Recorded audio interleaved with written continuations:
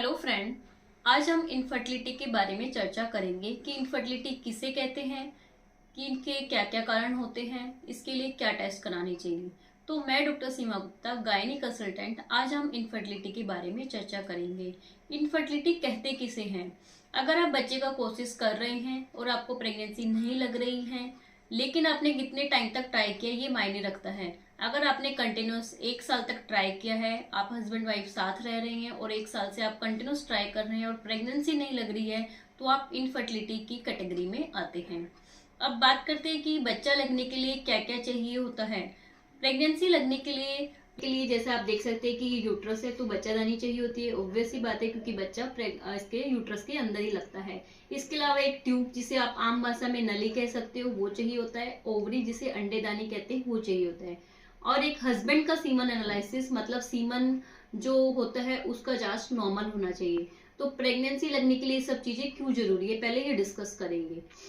हर महिला में जो ओवरी होती है उससे एक एग रिलीज होता है। जो ये एग होता है ये ट्यूब के अंदर एंटर करता है, क्योंकि ट्यूब इसी के पास होती है। तो ट्यूब की जो ये वाला एंड है, जिसे फिम्ब्रल एंड कहते हैं, इससे ये जो एग रिलीज होता है ये ट्यूब में अंदर ले लिया जाता है। और इस समय आपका इंटरकोर्स हुआ होता है तो नीचे से स्पर्म एंटर करते हैं और ये स्पर्म यूट्रस से एंटर करते हुए ट्यूब्स में आते हैं और यहाँ से अपना आया ओवम, मतलब एग। तो एग और स्पर्म जो होते हैं वो दोनों मिलते हैं ट्यूब्स के अंदर। तो इस प्रोसेस को हम फर्टिलाइजेशन कहते हैं। मतलब ये इसमें बच्चे का जो फर्टिलाइजेशन, मतलब जो बच्चा बनने का शुरुआत है, वो ट्यूब्स में ही होता है, ना कि यूट्रस में। अब यहाँ पे फर्टिलाइजेशन हो गया। 2-3 दिन बाद जो ये एम्ब्रियो होता है, जो बच्चा है, बच्चे का शुरुआती है, इसमें कुछ कुछ डिविजन्स होते हैं और 2-3 दिन बाद ये यहाँ से मूव करता है और यूट्रस में आता है। अब यूट्रस में भी कुछ तो तैयारियां हुई होगी। यूट्रस में ओवरी से कुछ कुछ हार्मोन रिलीज जो होते हैं, उससे जो यूट्रस की अंदर वाली लेयर, जिसे एंडोमेट्रियम कहते हैं हम, या आप समझ सकते हैं कि जो सबसे अंदर वाली लेयर है वो मोटी होती है।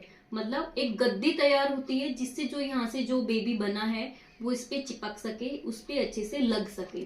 तो बच्चा लगने के लिए हमें यूट्रस चाहिए, ओवरी चाहिए, ट्यूब चाहिए और एक हस्बैंड का सीमन नॉर्मल होना चाहिए। अब इन चारों चीजों में अगर कहीं पे भी कुछ दिक्कत होती है तो प्रेगनेंसी नहीं लगती है। अब इन चीजों को हम कैसे डिटेक्ट करें कि ये चीज सही है या नहीं है, कौन से पेशेंट का क्या खराब है क्या नहीं है। तो हस्बैंड के लिए तो हस्बैंड सीमन एनालिसिस, जिसमें हस्बैंड को सीमन देना होता है। उसमें सारे स्पर्म काउंट, उनका मोर्टेलिटी क्या है, उसमें कोई इन्फेक्शन तो नहीं है, ये सब उसमें चेक कर लिया जाता है। अब बात करते हैं कि अब ओवरी को कैसे चेक करें। तो एक सोनोग्राफी, जिसे ट्रांसवेजाइनल सोनोग्राफी कहते हैं, उसमें ओवरी का स्टेटस, मतलब इसमें ओवरी में जो एंट्रल फॉलिकल काउंट है वो सही है क्या, ओवरी में एग बन रहा है या नहीं बन रहा है, और यूट्रस का साइज क्या है, यूट्रस का शेप ठीक है क्या, यूट्रस की जो अंदर की लेयर है सही बन रही है क्या, ये हम सोनोग्राफी में पता कर सकते हैं। लेकिन जो ट्यूब खुली है कि बंद है, ये सोनोग्राफी में पता नहीं चलता है। इसके लिए HSG टेस्ट होता है, जिसमें हम नीचे से एक डाई डाल के देख सकते हैं। और जब ये डाई इस ट्यूब से रिलीज हो जाती है, इसका मतलब ट्यूब खुली हुई है या बंद है। नहीं रिलीज होती है तो मतलब ट्यूब बंद है।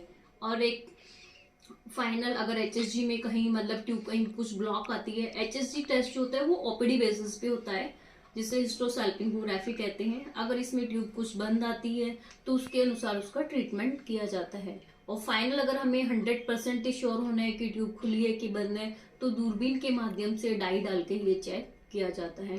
तो बेसिक जो इनफर्टिलिटी की समस्या होती है वो काफी हद तक मेडिसिन से इनसे सॉल्व हो जाती है। अगर यूट्रस के अंदर की लेयर नहीं बन रही है तो हम कुछ मेडिसिन देते हैं। अगर एग नहीं बन रहे हैं, रिलीज नहीं हो रहे हैं, उसके लिए मेडिसिन या इंजेक्शन दिए जाते हैं। और अगर ट्यूब में कहीं ब्लॉकेज है तो उसके लिए हमें सर्जरी करनी पड़ती है। अगर बच्चेदानी के अंदर कुछ पर्दा आता है या कुछ गांठ आती है तो उसका भी सर्जरी से ही ट्रीटमेंट होता है। तो आज के वीडियो में हमने जाना कि इनफर्टिलिटी क्या होती है और इनफर्टिलिटी किन कारणों से हो सकती है और इसका क्या इलाज है।